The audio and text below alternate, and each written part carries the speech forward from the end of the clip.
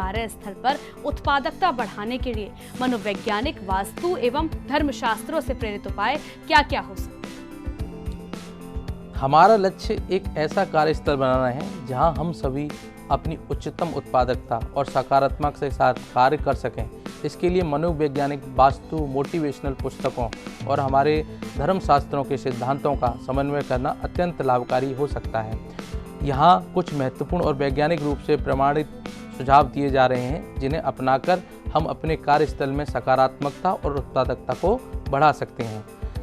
सकारात्मक सोच और आत्मविश्वास। सकारात्मक सोच और आत्मविश्वास का कार्यस्थल पर बहुत ही महत्व है। मार्टिन सेलिग्मैन के सकारात्मक मनोविज्ञान के सिद्धांत और भगवत गीता के उपदेश मन ही मनुष्य के बंधन और मुक्ति का कारण है, हमें यह बताते हैं कि सकारात्मक सोच और आत्मविश्वास से हम अपनी बाधाओं को दूर कर सकते हैं। भगवान राम ने वनवास के दौरान कभी भी हिम्मत नहीं हारी और हर कठिनाई का सामना सकारात्मक दृष्टिकोण से किया।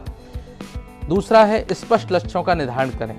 स्पष्ट लक्ष्यों का निर्धारण सफलता का मूल मंत्र है।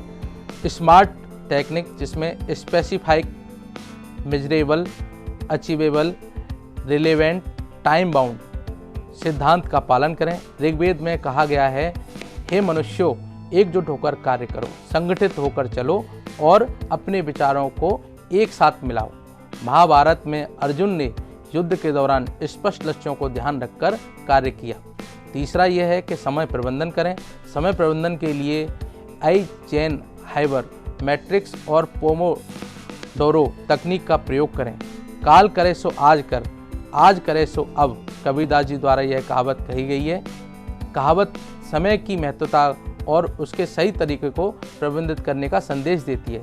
महाभारत में युधिष्ठिर ने समय का सही प्रबंधन कर अपने राज्य को समृद्धि की ओर अग्रसर किया।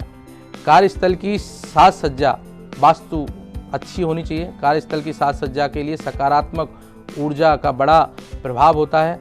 उत्तर पूर्व दिशा में जल स्रोत रखें, जैसे फाउंटेन या जल का पात्र।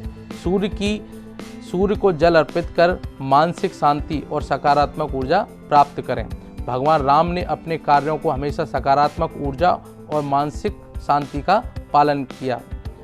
सकारात्मक वातावरण का निर्माण करें। सकारात्मक वातावरण के लिए अपने सहयोगियों के साथ सकारात्मक और सहयोगात्मक संबंध बनाए रखें। एकता में बल है, यह महाभारत में भी कहा गया है। भगवान राम ने अपने वनवास के दौरान सभी वनवासी और मित्रों का सहयोग प्राप्त किया और खुद भी उन्होंने उनका सहयोग किया। स्वास्थ्य और ध्यान का मानसिक और शारीरिक स्वास्थ्य पर बड़ा प्रभाव है। योग कर्मसु कौशलम, यह गीता में कहा गया है। अर्जुन ने ध्यान और योग के माध्यम से अपने मन को नियंत्रित किया और युद्ध में विजय प्राप्त की। नियमित योग और ध्यान के अभ्यास से मानसिक शांति और ध्यान केंद्रित करने की क्षमता बढ़ती है। प्रेरणादायक उद्धरण और कहानियाँ पढ़ें। प्रेरणादायक उद्धरण और कहानियाँ हमें प्रेरित और उत्साहित रखने में मदद करती हैं। कार्यस्थल पर भी प्रेरणादायक उदाहरण लगाएं, जैसे सपने वो नहीं जो सोते वक्त देखते हैं, सपने वो हैं जो हमें सोने ना दें। तो यह डॉक्टर APJ अब्दुल कलाम द्वारा कही गई है।